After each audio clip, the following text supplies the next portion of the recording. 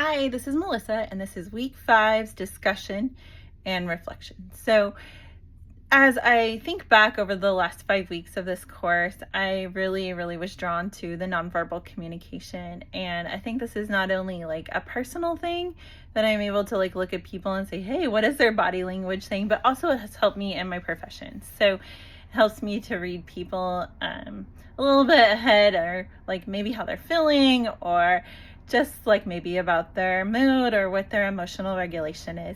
The DISC personality test also really stuck with me, especially with our group project, where we were able to work with different personality types, even though we all have a little bit of each of those within us. It was just really great to see how the roles played out within the group dynamic.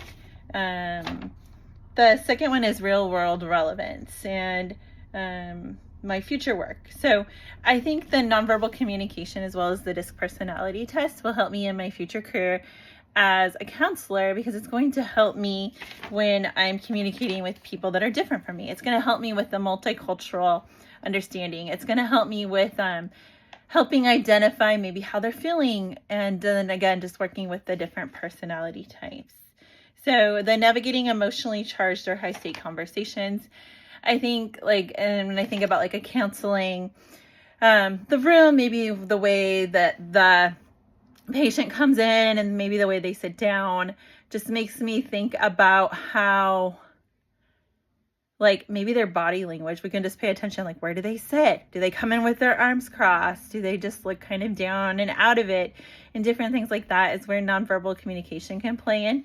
But I also truly believe that if we did the DISC assessment in the very beginning, maybe in some of the initial meetings, that also could help to understand different ways that the client's going to deal with like conflict or high tensions and different things like that.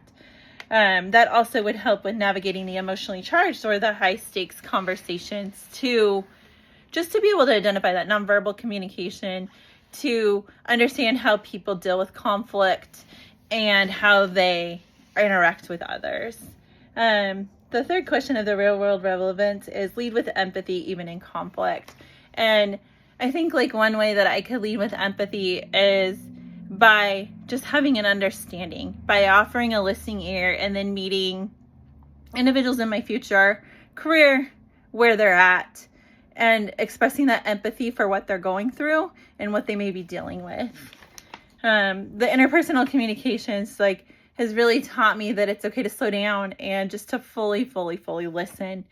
And moving forward, as I continue my education journey, I really want to become more of a empathetic communicator, but also very kind of a personal communicator where I am fully listening and I have understanding, but also I could see myself learning some more about how to be a functional communicator, just getting the conversation from, the starting point and then getting it to the, A through Z kind of example. Moving on with what area of communication do you want to improve most? For me personally, sometimes I let my head is just spinning all the time. And so I always have this thought or that thought. And for me, it's trying to get that thought out during the conversation. So for me, it's really working on just slowing down, taking those deep breaths, fully listening, and then providing whatever I have to say. So for me, that's one area that I need to improve. This class has been amazing, and just thank you for staying with me. See you in the next class.